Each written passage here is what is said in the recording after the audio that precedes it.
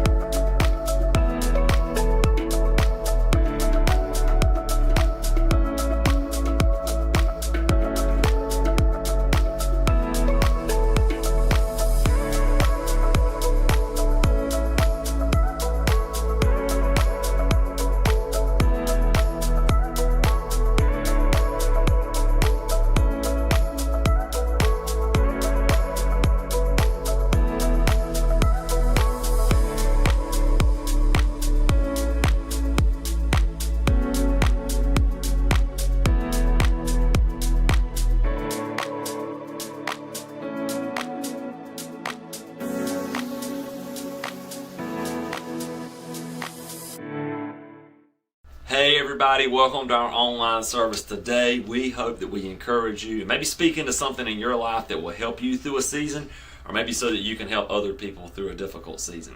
So it's the second week of the new year, and I don't know what your 2021 was like, but we hope you have a great 2022. But the reality is, it's been a tough couple of years for a lot of people. So I want to throw out some statistics that are a little on the negative side, but then we're going to flip those around and think about what we can do to make a difference. Did you know that in 2021, almost 1/3 of the adults in the United States said they struggled with depression? Almost 1/3 said they struggled with loneliness, and I don't even know if those were all the same people or not, but that's way up from what we've seen before. Did you know that the number of people that reported suicidal thoughts was through the roof?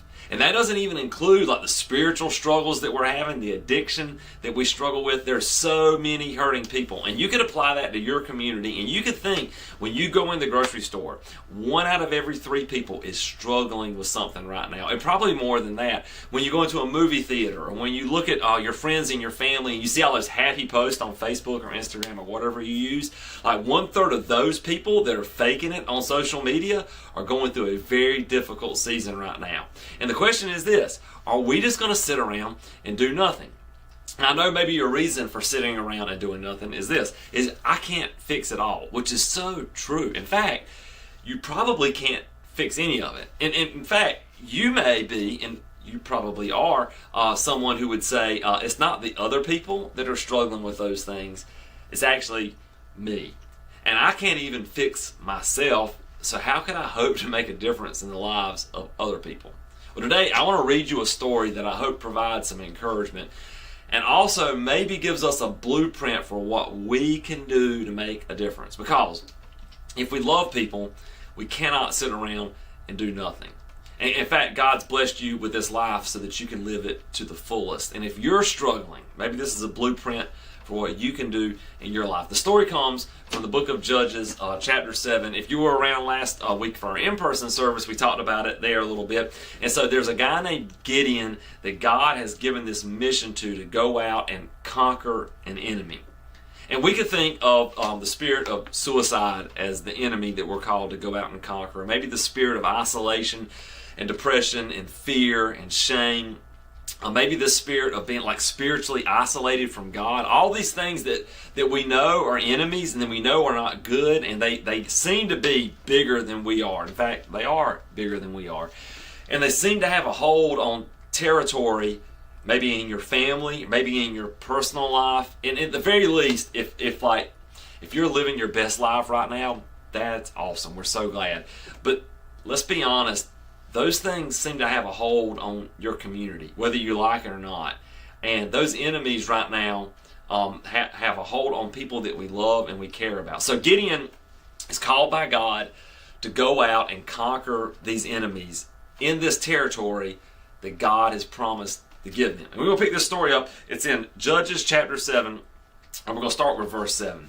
The Lord said to Gideon, with the 300 men that laughed, I will save you and give the Midianites into your hand. I'll tell you that story in a second. Let all the others go home. So God had narrowed down the number of people that he was going to send into this battle all the way down to 300, which was nothing compared to the enemy. So again, if you feel intimidated by the size of the problem of depression and suicide and isolation and spiritual like fear and spiritual anxiety and all the things that are going on around you, addiction, it's just like too much for me and too much for my church or too much for my friend group to make a difference in. This story is definitely for you. And so Gideon in verse 8 sent the rest of the Israelites home, but kept 300 who took over the provisions and trumpets of the other. Now, the camp of Midian lay below him in the valley. During that night, the Lord said to Gideon, get up and go against the camp, because I am going to give it into your hands. Now, Jesus said some interesting things about you if you're a follower of Jesus. Jesus had all these miracles. The blind gained their sight back, the lame walked. But here's what Jesus said. Jesus said, my followers in the future, they will do even greater things than this. And if you think about all the followers of Jesus around the world, like what God's called us to do is to go out and defeat the enemies that are really attacking the people around us and that are taking lives and that are taking joy and that are destroying families. And you are called to be, if you're a follower of Jesus, part of the attacking force that goes out and wins these battles. And I will go so far as to say for you and for me, and if you're not a follower of Jesus, stick around because we've got some stuff for you in a second, but that God has actually said we will win. And this is your battle. This belongs to you. There is a battle around you for your family, for your friends, maybe for you, for your spirit, maybe for your community. And God's telling you this is your battle. Like it belongs to you. And we can't win it on our own. But with God on our side, he's saying, this is yours. Just go take the victory. So that's what he told Gideon. I'm going to skip down to verse 16. It says that Gideon, he was dividing the 300 men into 3 companies, and he placed trumpets in empty jars in the hands of all of them, with torches inside. Watch me, Gideon said. Follow my lead. When I get to the edge of the camp, do exactly as I do. When I and all who are with me blow our trumpets, then from all around the camp, blow yours and shout for the Lord and for Gideon. Sounds sort of weird so far, but we'll just check this out. It's going to be so cool. And Gideon and the 300 men with him reached the edge of the camp and beginning at the middle watch, just as they had changed the guard, they blew their trumpets and broke the jars that were in their hands. The 3 companies blew the trumpets and smashed the jars, grasping the torches in their left hands and holding in their right hands the trumpets they were to blow, and they shouted, a sword for the Lord and for Gideon, while each man held his position around the camp. All the Midianites, all the enemies, ran away crying as they fled. When the 300 trumpets sounded, the Lord caused the men throughout the camp to turn on each other with their swords, and the army fled. So I just want to lay out what happened here. One is they spoke something, like they said something. They used their voices to say something. When they used their voices to say something, God caused confusion in the camp of the enemy, and the enemy began to retreat. So how about this for us? Like we've laid out the case. There's some enemies around you, the spirits of depression, suicide, fear, anxiety, shame, isolation, addiction. Like we all know that. Here's what Gideon did. Gideon spoke something out loud, and God caused the enemy to retreat. So here's the thought for us. What if in our prayer life we could begin like this? That we could speak, we could call out, we could beg God to win a victory.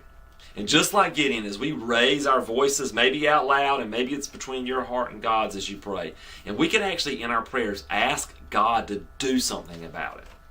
We could ask God to win the victory. And then it will be God that's going to send them on the run, right? But like, do we care enough to pray and to ask God, would you please set my family free from addiction? I know that half the people I walk around at work, they're struggling with something. God, would you please deliver them? God, would you please defeat these enemies? And then let's see what God will do. But the story's not over. It's so cool. I wish we could read every verse, but we're skipping around a little bit. So Gideon and them speak out loud what God has told them to do. They speak out loud this victory. God sends the enemy running. And then here's what happens in verse 23. It says, the Israelites from Naphtali, Asher, and Manasseh were called out, and they pursued the Midianites. Now don't make a mistake. God gave the victory, but he allowed them to participate in it. God gave the victory over an enemy that was too big for them to stand up against, but God called them to pursue. God called them to partner with him. God just didn't say, I'm going to defeat them. He started the process and he said, come on, I want you to play a part in this with me. I want you to pursue them. So it says they pursued the Midianites. Gideon and the messengers throughout the hill country of Ephraim come down against the Midianites and seize the waters. Like, take it. You know, like it's one thing to pray, but you'll be the kind of person that will pray expecting God to do something, but then you'll also be ready to be the kind of person that will seize the opportunity that God puts in front of you. Who knows what difference you can make? Who knows what difference we can make together? It says, then seize the waters of the Jordan ahead of them as far as Beth-barah. So all the men of Ephraim were called out and they seized the waters. They put work into it. They ran, they chased, they put the physical action behind their prayers. They seized the water of the Jordan as far as Beth-barah. They also, now check this out, you're going to like this if you like blood and guts, Game of Thrones type stuff. They also captured two of the Midianite leaders, Oreb and Zeb. They killed Oreb at the rock of Oreb and Zeb at the winepress of Zeb. They pursued the Midianites and they brought the heads of Oreb and Zeb to Gideon, who was by the Jordan. So here's this, okay? They brought these heads back. Here's why they did it. When they brought the heads back, it was proof that the enemy was dead. It was a testimony that the people who represented the enemies were dead. And wouldn't it be amazing one day? And we're probably not going to bring the heads of people. In fact, I would really discourage that. It's a bad idea. But here's what we can do. What if one day we had a testimony to hold up and say, here is what God has done. This is proof. This is living proof. Maybe it's the proof in your life. You would say, I was lost, but now I'm found. This is proof. This is the testimony of what God has done. Because I prayed and asked him to do it. And when he gave me an opportunity, I seized the opportunity, not out of my strength, but out of God's. And now here's my testimony of what was dead, but is now alive. Here's my testimony of what was lost, but now is found. Here's my testimony of what only God could do with just a few people in our community. And the way it started was we asked him to do it.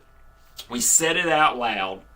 When the chance came, we ran after it. We seized it. We pursued it whenever God gave us a chance to. And now we hold up the head of our enemy. We hold up the head of addiction that used to have us enslaved. We hold up the head of division and hate that used to have us enslaved. We hold up the head of spiritual lostness that used to have us enslaved. That used to be who was in charge of this territory, but thank God he won the victory. Now, I want to lay out a few things for you that I am praying for this year. Now, these may not be things that you want to pray for, and that's fine. But I just thought it would be important that we share these. And maybe you want to join with me, and we could sort of be like what Gideon and this army did. We could ask God to do these things, knowing that they are too big for us to handle on our own. It's impossible. They are absolutely impossible But through God, amazing things can happen. And then we'll say, God, we're asking you to provide the victory, but if you give us opportunity, we will do our best to seize the moment. We will do our best to pursue it. So here's some things I'm praying for in 2022 for our church. And you may not even be connected to our church. You can apply this in your life, but this is just me. I am praying for 50 or more baptisms. Because baptisms represent people that have gone from death to life. People that have experienced the life of Jesus. I'm praying that over 50 people this year will be baptized in our church. I'm praying that our Sunday morning attendance will be double. Not because going to church saves anybody, but I know what going and being in a room full of other believers that are worshiping Jesus has done in my life. And how selfish would I be not to care about other people experiencing that? I'm praying that we have over 100,000 online impressions of people encountering the gospel, just like you are right now this year. I'm praying that people will find places to belong, and that this year we're going to double our number of small groups, maybe including even online groups if you can't participate in an in-person group. I'm praying this year that we've got 75 or more new volunteers, and that would include people that are serving online. Now you say volunteers, oh, you're trying to get something from me? No, actually, when you volunteer, you become part of a family, and isolation's deadly, and we want people to experience family. I'm praying this year for our in our church in physical location, and again, you may be somewhere else. I'm praying that we will have over 100 students, middle school and high school students, that will be plugged in to a group that will encourage them and help lead them out of isolation, depression, or suicidal thoughts into a thriving relationship with Jesus. I'm praying that we have more than 50 college students this year that are plugged in and involved in our church. Again, same thing, because isolation and fear and depression and suicidal thoughts is an epidemic among our next generation. And if we don't care enough to do something, then that's on us. And so these are just a few of the goals that I'm praying for in 2022. And I'm praying for them every morning, because I know that I can't do any of this. And no individual can do any of this. And Gideon could not have won the war. And the 300, I don't care how well trained they were, could not have won the war. But here's what they did. They looked around and they saw an enemy that needed to be defeated so that God's people could thrive. And they spoke it and they said it. God provided the victory, but then told them to go seize it and chase it down, and they did just that. And so I'm asking, wherever you're at in your life, what's an enemy or two that you can define? And that you can begin to pray that God will do something great. Maybe it's something completely different than what I'm thinking here. And if you'll pray that, would you also be ready to be the kind of person that will follow up and seize the enemy, so that one day we can hold up the head of addiction and say, this is who used to be in charge. So that one day we can hold up the head of lostness and fear and depression and hate and anxiety and say, this is who used to be in charge. But God gave the victory. And it started with a few people praying and asking God to do what only He could do this year. And then, this is so crucial, us being the kind of people that will say, God, use me. And if you will put the enemy on the run, as best I can, I'll chase after them. I'll seize them. I'll put work to it. And people that will pray like it's all on God to deliver our families. People that will pray like it's all on God to do something in the next generation because they're hurting so much. People that will pray like it's all on God, but will at the same time be ready to act whenever He gives us a chance to partner with Him, are the kind of people that will see amazing victories in 2022. And I just want to be a part of that. And I would love for you to be a part of that. So I want to pray for those things. And when we get through praying, I want to tell you how maybe we can help you if there's some ways you need help in that. Father, I pray for each person watching right now, Father. Maybe the enemies of addiction, fear, and isolation are winning in their lives. God, I'm going to do what we see in your word. I'm just going to say it out loud. Father, will you please set them free? The spirit of depression, the spirit of fear, the spirit of isolation, the spirit of shame is stronger than we are, so we're asking you to provide a victory. We're asking you to set them free. We're asking you to put those enemies on the run. And then give us the courage and the guts to be the kind of people that will do whatever's next, that will say yes to pursuing them, will say yes to seizing whatever it is you want us to do. Father, that will say yes to putting our hands to the action of following up with what you're doing. Father, I pray for our communities. I pray for our next generation. God, I'm praying right now, Father, that you would see people go from death to life, encounter Jesus, and then be baptized as proof that new life has sprung up in them. I'm asking that you'll grow churches that preach Jesus, because being in a room full of people that lift up the name of Jesus has changed my life. So, Father, please give that gift to many, many more people. I'm asking that you help people to get plugged in to communities where they can know you and have friends that encourage them. God, I'm asking that people will volunteer this year and serve in a way that helps pursue these enemies, and they put their hands to their prayers. They not only pray, God, but they put action to it. I'm praying, Father, for our next generation, that you bless students and teenagers and college students and kids, Father, and deliver them from these enemies that seem so overwhelming, and help us to play whatever part you want us to do in that. And I pray that you would give us the courage and the guts to follow through with the victory that we know you can provide. And maybe we'd be so bold to say the victory that we believe you are going to provide this year. We pray it in the name of Jesus. Amen.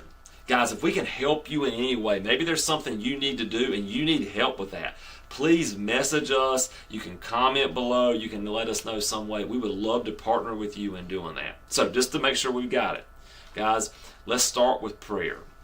And let's just ask God to do what only He can do. Then, be ready to seize the moment. Be ready to step into and put action to whatever God puts in front of you. And let's believe that God can do amazing things this year, wherever you're at in your life, whatever territory God's put you in right now, so that one day we can hold up the heads of these enemies and say, these are the people, these are the spirits, these are the things that used to be in charge, but now freedom and love and peace and righteousness rule in our lives through Jesus. I can't imagine anything better than that. See you next Sunday, guys.